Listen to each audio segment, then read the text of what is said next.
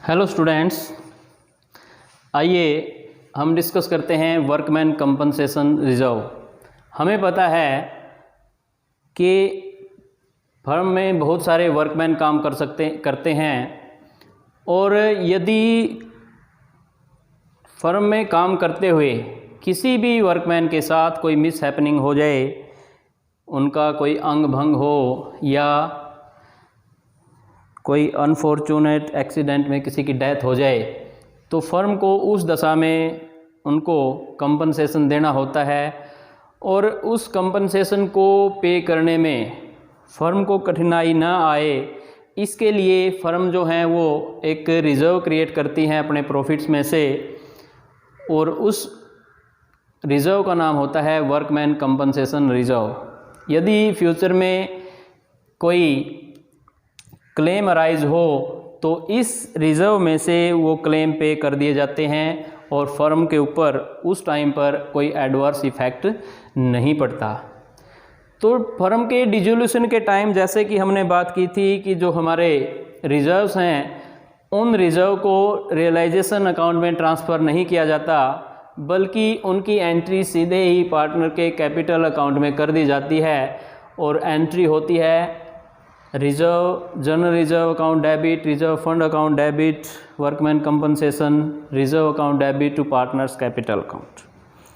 लेकिन ऐसा भी हो सकता है कि वर्कमैन कंपनसेशन रिज़र्व के ऊपर कोई क्लेम हो eight the time of dissolution of partnership firm, तो उस दशा में हम क्या करेंगे? तो इसके लिए हम केसेस बनाते हैं कि क्या क्या सिचुएशन हो सकती है। पहली सिचुएशन हम मान के चलते हैं कि डिसोल्यूशन के टाइम फर्म के पास वर्कमैन कंपनसेशन रिजर्व है और वहाँ पे उस टाइम पे there is no claim against workman compensation reserve, कोई भी क्लेम नहीं है। तो उस दशा में सिंपल एंट्री होगी, जितनी भी अमाउंट है वर्कमैन कंपनसेशन रिजर्व में सारी की सारी अमाउंट जो है कैपिटल अकाउंट में ट्रांसफ़र हो जाएगी पार्टनर्स के, और एंट्री होगी workman compensation reserve account debit to all partners capital account, या पार्टनर्स कैपिटल अकाउंट भी लिख सकते हैं। इसको हम एक उदाहरण से करते हैं, साथ साथ में अमाउंट मान के चलते हैं। मान लेते हैं कि फर्म के पास वर्कमैन कंपनसेशन रिजर्व जो है वो 50,000 रुपये है। हर सिचुएशन में, हर कंडीशन में हम ये मान के चलेंगे। तो पहली कंडीशन, जब क्लेम नहीं होगा तो सारी की सारी अमाउंट को हम पार्टनर्स के कैपिटल अकाउंट में ट्रांसफ़र कर देंगे। बड़ी सिंपल सी एंट्री है। दूसरा जो केस हो सकता है, यहाँ पे क्लेम तो है लेकिन क्लेम की अमाउंट जो है that is less than workman compensation reserve, कि क्लेम तो है लेकिन क्लेम की अमाउंट जो है वो वर्कमैन कंपनसेशन रिजर्व से कम है। तो उस केस में जैसे यहाँ पे हम मान लेते हैं क्लेम जो है हमारा वो 20,000 रुपये है, तो इस केस में हम क्या करेंगे? जो एंट्री होगी यहाँ पे workman compensation reserve account debit to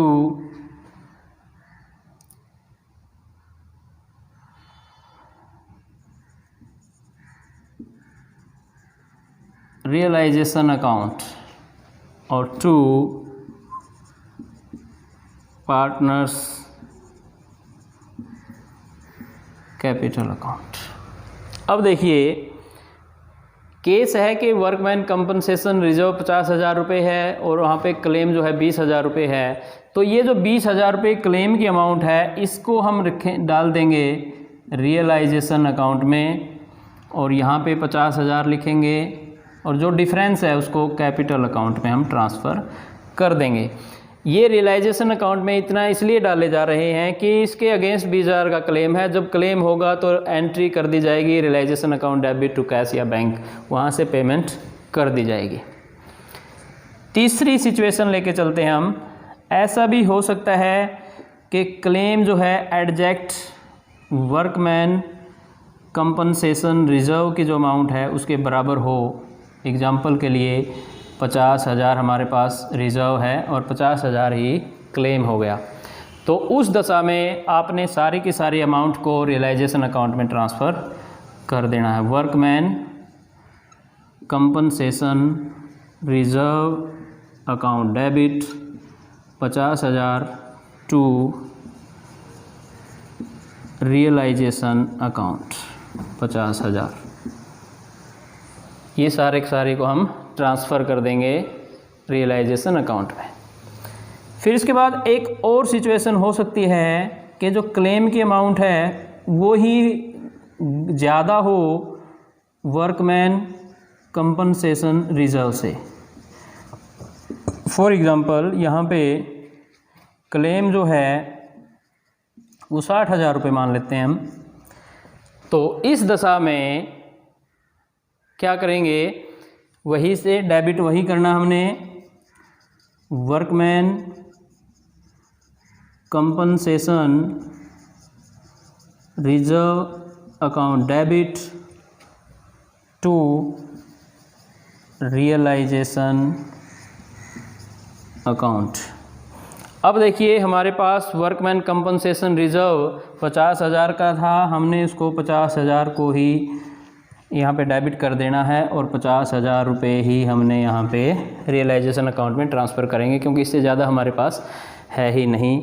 अगर ज़्यादा है तो हमने सिर्फ जितनी अमाउंट हमारे पास रिजर्व की है उसको हमने ट्रांसफ़र कर देना है रियलाइजेशन अकाउंट में।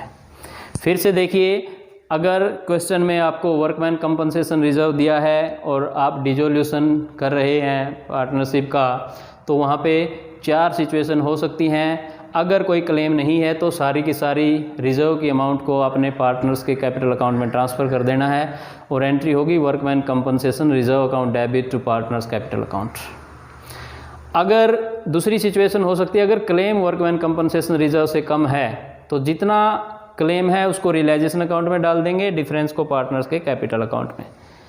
इसके बाद अगर क्लेम की अमाउंट वर्कमैन कंपनसेशन रिजर्व के बराबर है तो सारी अमाउंट को आपने रियलाइजेशन अकाउंट में ट्रांसफ़र कर देना है। और अगर क्लेम की अमाउंट रिज़र्व से भी ज़्यादा है तो आपने फिर रिज़र्व की जो अमाउंट है जो दी हुई है उसको आपने रियलाइजेशन अकाउंट में ट्रांसफ़र कर देना है। आप इसको एक बार नोट कर लीजिए, फिर हम एक बार इसका एक पूरा क्वेश्चन करते हैं। तो बच्चों आइए इसको क्वेश्चन की हेल्प से और एक्सप्लेन करते हैं।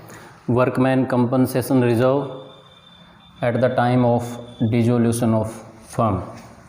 क्वेश्चन दिया हुआ है, ए और बी पार्टनर्स हैं जिनकी प्रॉफिट शेयरिंग रेशियो है 2:1 और आपको eight the time of dissolution of partnership firm entry करनी है। 5 केस दिए हुए हैं। सबसे पहला है रिज़र्व दिया है 1,50,000 रुपये और कोई क्लेम नहीं है। तो फर्स्ट केस में हम एंट्री करेंगे केस नंबर 1 और ये एंट्री होगी workman compensation reserve account debit 1,50,000 रुपये to A's capital account to B's capital account 1,50,000।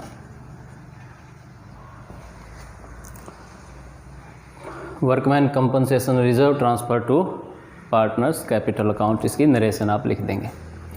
बात करते हैं केस नंबर 2। यहाँ पे आपको वर्कमैन कंपनसेशन रिजर्व दिया हुआ है 1,50,000 और क्लेम दिया हुआ है 90,000। तो इस दशा में हमें जो एंट्री करनी होगी workman compensation reserve account debit 1,50,000 to realisation account 90,000 to A's capital account to B's capital account. 60,000 को 2:1 में बांटेंगे तो ये होगा 40,000 और 20,000। नरेशन लिखेंगे, workman compensation reserve transfer to realisation account to the extent of liability and balance transfer to partners capital account. इसकी आप दो एंट्री भी कर सकते हैं, workman compensation reserve account debit 90,000 to realisation account 90,000 और बैलेंस जो ट्रांसफ़र करें कैपिटल अकाउंट उसके अलग से workman compensation reserve account debit 60,000 to A's capital 40,000 to B's capital 20,000। ये एंट्री है जब हम ट्रांसफ़र करेंगे। फिर इसमें जब आप ऐसे करेंगे तो इसमें दूसरी एक और एंट्री हम जब पेमेंट करेंगे तो पेमेंट के टाइम पर एंट्री जो होगी realisation account debit to cash और बैंक अकाउंट 90,000 से आप इसकी एंट्री कर देंगे। Payment of workman compensation claim, ये है हमारा केस नंबर 2। फिर बात करते हैं केस नंबर 3, जहाँ पे आपको बोला गया है वर्कमैन कंपनसेशन रिजर्व 1,50,000 है और क्लेम भी 1,50,000 है। तो सारे के सारे को आप ट्रांसफ़र कर देंगे workman compensation reserve account debit 1,50,000 to A's capital account to realisation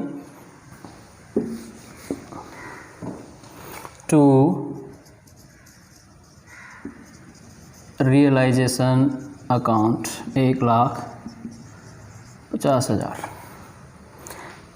इसके बाद इसमें दूसरी एंट्री जो करेंगे ये एंट्री है workman compensation reserve transfer to realisation account for the value of liability. जितनी भी लाइबिलिटी है उसके लिए उसको ट्रांसफ़र कर दिया हमने रियलाइजेशन अकाउंट में।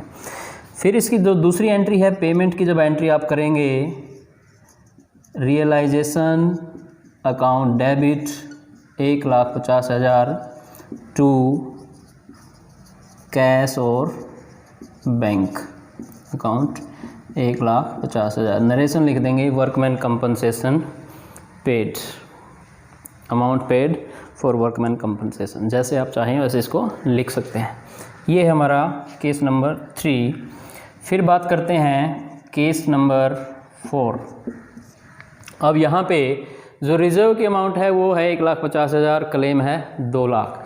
तो यहाँ पे आप ट्रांसफ़र करेंगे, एंट्री करेंगे workman compensation reserve account debit 1,50,000 to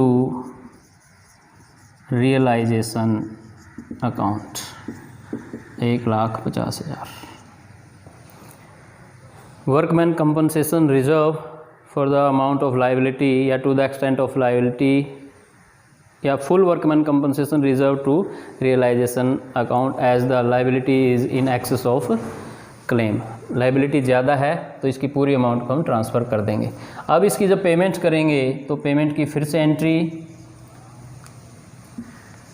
realisation account debit. अब पेमेंट 2 लाख करेंगे, यहाँ पे ये ध्यान रहे 1,50,000 नहीं, पेमेंट तो पूरी करनी जितना भी है टू कैश और बैंक अकाउंट 2 लाख। ये है 4th केस। और 5th केस में देखिए यहाँ पे रिज़र्व की कोई अमाउंट नहीं है, लेकिन फिर भी फर्म को जो है 40,000 रुपये कंपनसेशन के वर्कमैन को देने हैं। तो यहाँ पे आप सिर्फ पेमेंट्स की एंट्री कर देंगे और एंट्री होगी realisation account debit 40,000 to cash और बैंक अकाउंट। ये है हमारा वर्कमैन कंपनसेशन रिजर्व और उसकी accounting treatment at the time of dissolution of partnership firm. उम्मीद करता हूँ ये आपको समझ में आया होगा। अगर कोई डाउट है तो आप कमेंट में डाल दीजिए, आपको इसका सॉल्यूशन कर दिया जाएगा।